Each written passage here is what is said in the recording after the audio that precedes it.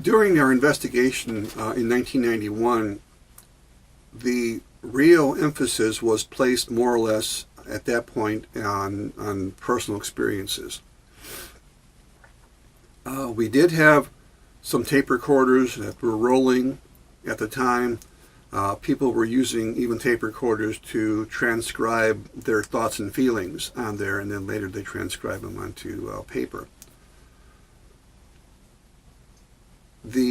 Obviously we're taking pictures as well.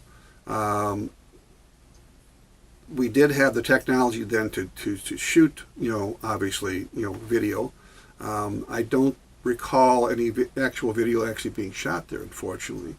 I myself was very busy, kind of coordinating all this and making sure everything was running smooth. And that's why there weren't that many pictures that were taken that afternoon. I think Jude was probably the one that had taken the most pictures. I'm sure some other people were taking pictures as well. Howard, who was my research assistant at the time, was helping to coordinate, the smooth flow of people going through the cemetery that afternoon. No specific EVP sessions were actually performed. This was actually, believe it or not, it sounds kind of crazy, but before we even really got involved with truly getting into EVP sessions, because you got to remember, this was still kind of in the Ghost Research Society in their infancy. I mean, we'd been around since 1977, but during the early years, between 77 and say, when I took over in 82, most of it was done by myself or just a few select people that were like-minded individuals in this organization. After I became president in 1982, I started to plan more investigations with the team to do places both out of state and locally here. But in 1991 is, I think, in the early 90s and the middle 90s when we started to do more investigations, because we had a broader base of people in our group. And it was a mindset, actually, which probably was, an incorrect way of thinking about it, but it was a mindset back then that communicating with spirits was something that you didn't want to do, because it could, there could be attachments. You might, this was during the time when a lot of people, even today, sometimes still play with Ouija boards.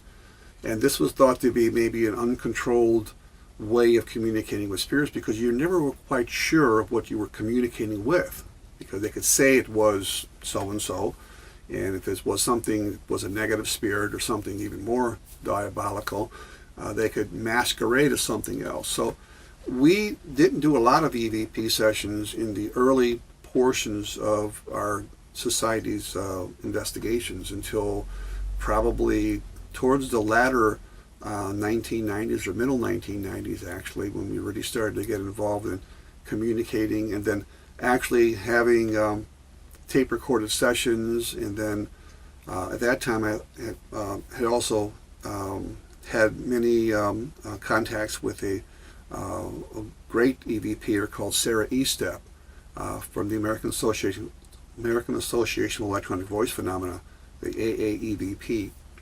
And it was really through my communications with her and a local individual who was the state coordinator down in the Decatur area called Dan McGee, that really got me involved more or less in the EVPs, because then it wasn't, when I listened to their EVP sessions, when I became more versed, I guess you would say, in what EVP was really all about, it became apparent to me that it wasn't something that you needed to shy away from, that it was really should be part of an investigation.